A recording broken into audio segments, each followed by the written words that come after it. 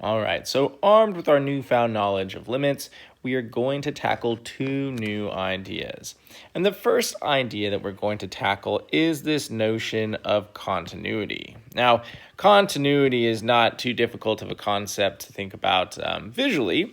The idea is, when it's first explained to people, is a function is continuous, and you can see it sort of visually if you can imagine that when you were to draw it, your pen doesn't leave the paper. Okay, so this particular function here would be continuous because, we can draw it in a continuous manner. There's no holes in it. There's no gaps. There's nothing wrong. There's no funny business going on. The function behaves in a very predictable manner. But an example of one that maybe isn't continuous would be something like this, where maybe we have a piecewise function, and that piecewise function doesn't exactly line up with its other parts. So maybe we have something like this where we have kind of a jump right there. And then maybe one more sort of graph that you may have seen from pre-calculus might be one where you have something like this, and then you run into a hole at some point. So you can almost draw it without lifting up your pen, but there is actually like a tiny little gap. And so, in this second example here, we call something like this, we call this a jump discontinuity. Okay, we basically say, look, our graph is so broken, right? It's so broken, like this is almost the worst case that we could have when it comes to a function not being continuous versus, this one on the far right. This one's we call a removable discontinuity, or a point discontinuity. So removable / point discontinuity. Okay, discontinuity. All right. But this graph here on the left, right, again, visually is just, this is what we would call a continuous function, right? If you look at it, everything behaves in a predictable manner. And the idea is that, why is this concept, before I write down an official definition for it, why is this concept interesting to us? Math in and of itself only works because things happen predictably. For instance, if I had 2 + 3, it equals 5, right? As we currently know it. You don't do 2 + 3 and all of a sudden you get, 17 or something like that. Math behaves predictably. And once you build a structure where math kind of, things behave predictably, you can then use that to, build more deeper and more challenging branches of mathematics that can be used to solve various things.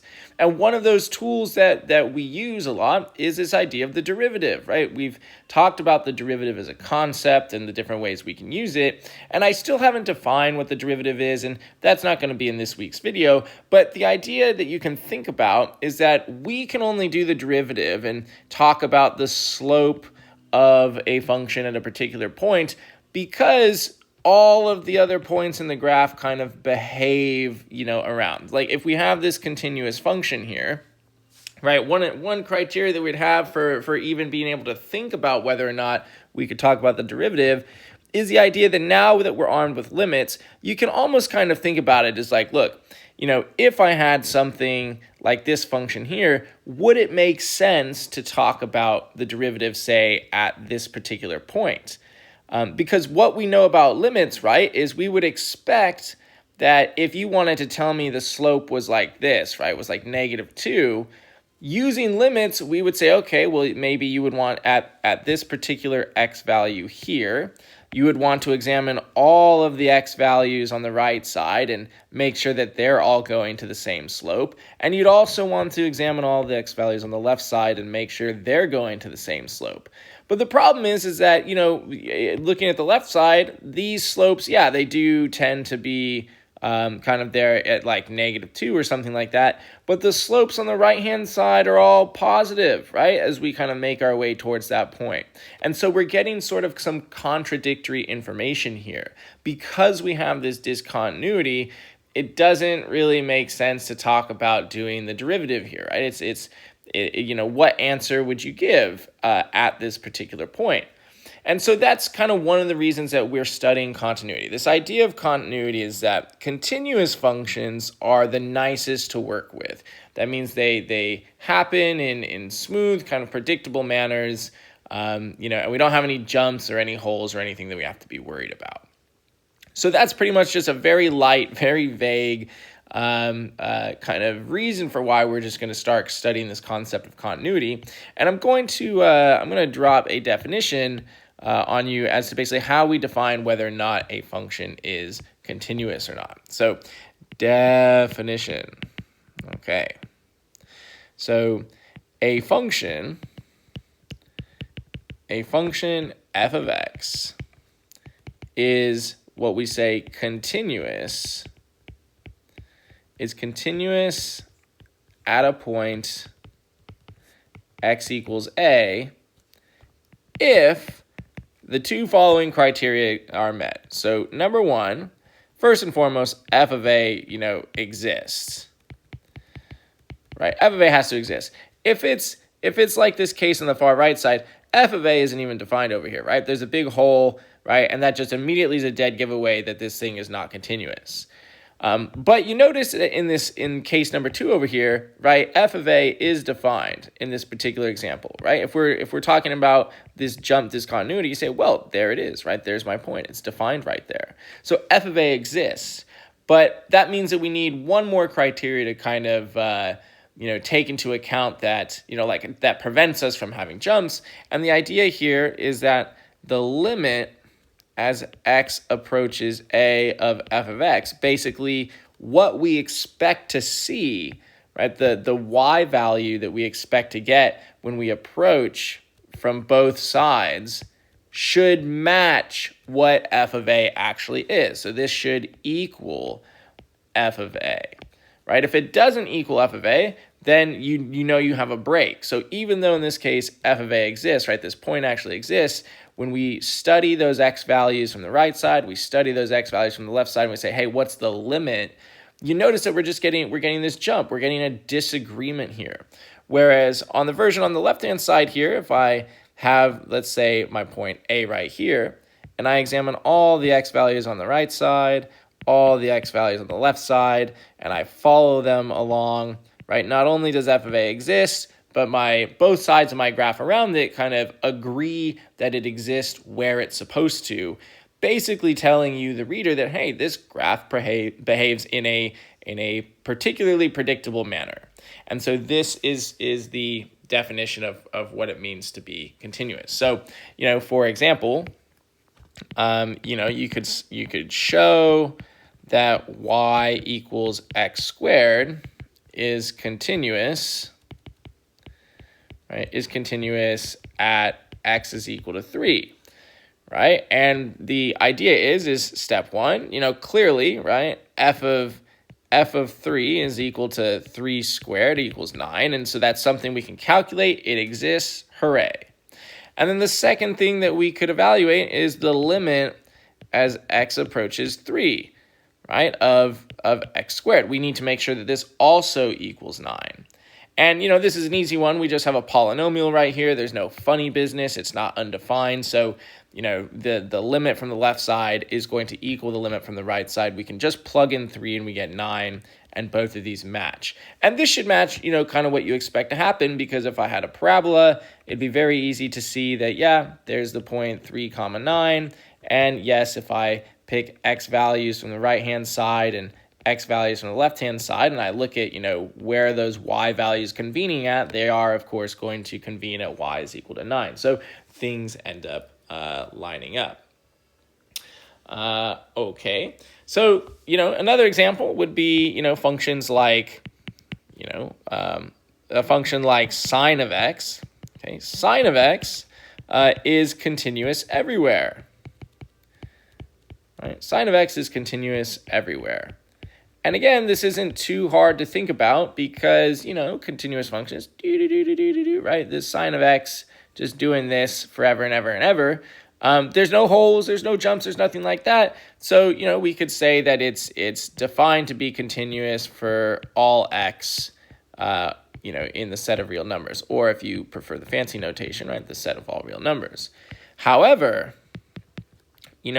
let's look at tangent of x, for instance. So maybe a question you might say is tangent of x a continuous function? Okay, a continuous function. Now, tangent is kind of an interesting case because the graph of tangent has asymptotes, if you remember, right? The graph of tangent itself kind of looks something like this, right? Kind of looks like a big S. And it has asymptotes at pi over 2, at negative pi over 2, right? And it repeats, right? This graph kind of, it repeats itself on and on forever and ever and ever, right? It keeps doing something like this. And so the answer is kind of, right? If you were to consider every single x value, then we'd say, no, this function's not continuous. But it would be okay to say, well, it is continuous if we restrict, right? If we restrict the domain, basically all the input values that we would put in, if we restrict the domain to not include, right, to not include negative pi over 2, pi over 2, 3 pi over 2, right, etc.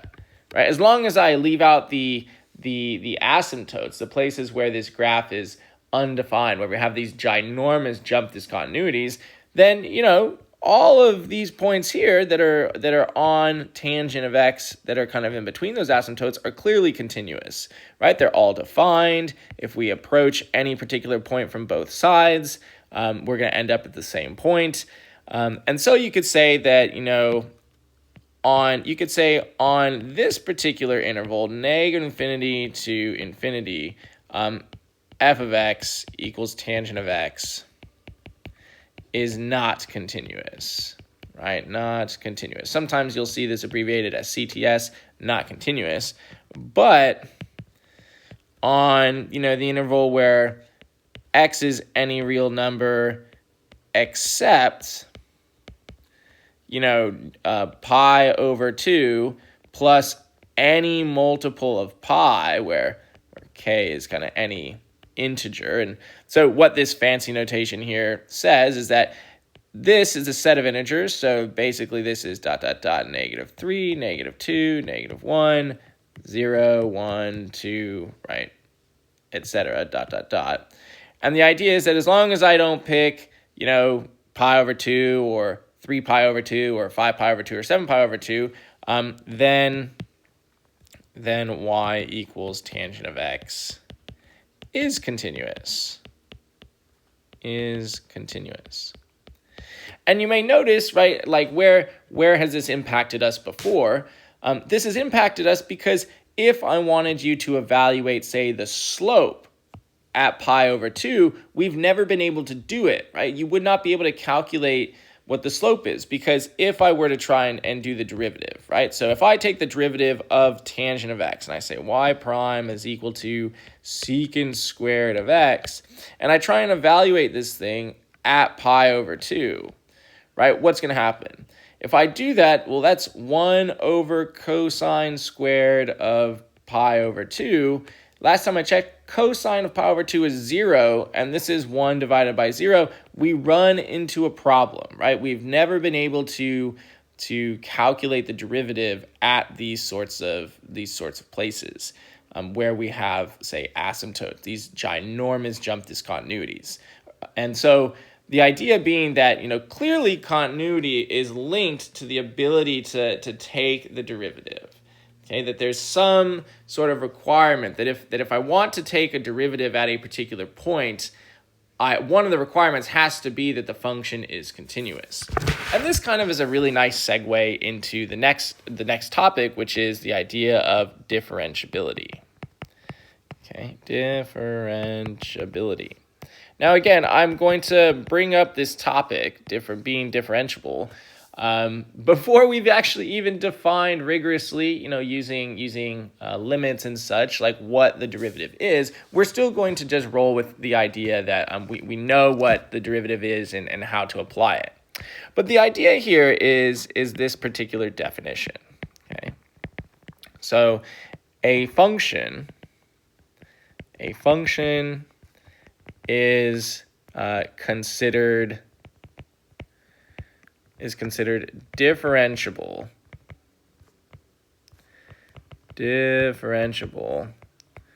on its domain, basically on all the input values for it, if, okay, what needs to happen, right? If the limit, or let's say, so is, let's actually simplify this. So let's say it's considered differentiable at a point, we'll say. So is considerable, or a function is considered differentiable at a point if, oh, I guess I should say what that point is. At a point x equals a, if the limit as x approaches a of the derivative, so we'll say of f prime of x, okay, now is equal to, we're going to approach this derivative from the left side, and we're going to approach this derivative from the right side. And if that derivative actually exists, if we can actually take the derivative there and evaluate it, those two things better be equal. And so what I mean is, again, if we just have some random function right here, it makes sense to talk about taking the derivative here, because if I look at the slopes of everything from the left-hand side, they all kind of convene there. If I look at everything from the right-hand side, they all kind of convene there. And so, if this is the particular point where x is equal to whatever value a this is, we'd say, oh yeah, we're differentiable at this particular point. But where this fails, right, a very famous example of where this fails is, we're going to consider the function y is equal to the absolute value of x. And this particular function, very famous, not one that is used supremely often, but I'll make it, right? Or I'll say maybe not supremely often for you all at this point. But let's consider the absolute value of x. Now, this particular function is definitely continuous, right? It's definitely continuous. You can see it visually. I can, every single point exists. I'm going to convene at every single point. There's no holes, there's no jumps, right? Definitely continuous. However, right, what's going on? Let's, examine f prime of 0, right? We want to calculate the derivative at this particular point.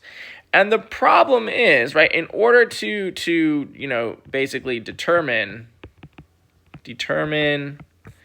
if the absolute value of x is differentiable at x equals 0, right? That's kind of the task at hand. In order to do this, we need to look at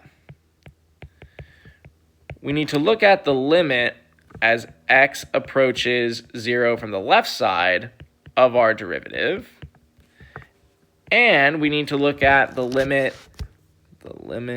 as x approaches 0 from the right side of our derivative.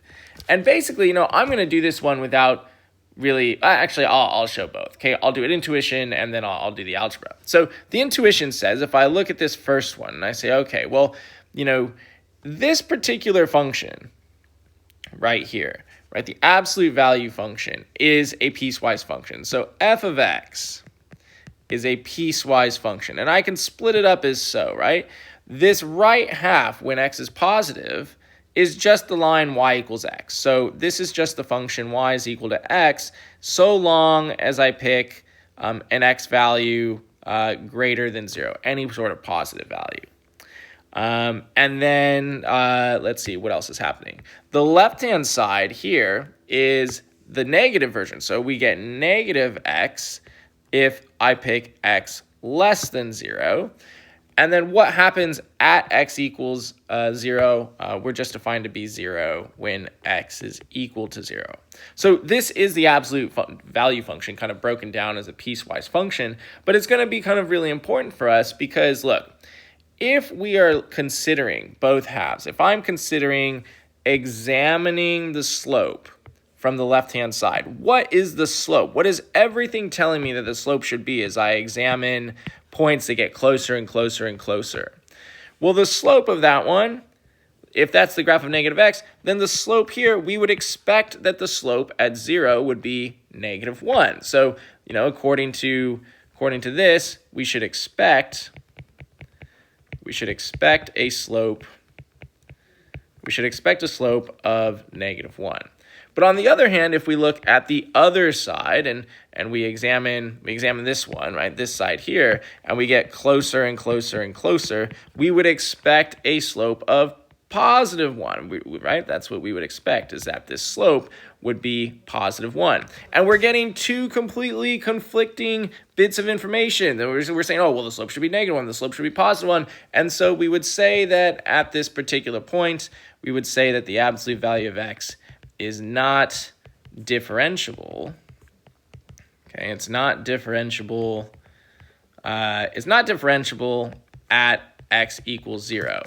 And because of that, we can then, turn around and consider differentiability on a bigger scale and say, so as a result of this one single issue, right, as a result, we say that y equals the absolute value of x is not a differentiable function.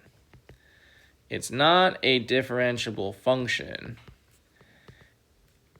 And you could say, on its domain, right? Because the domain of this function is all real numbers, right? Like the absolute value of x is defined everywhere. So -infinity to infinity.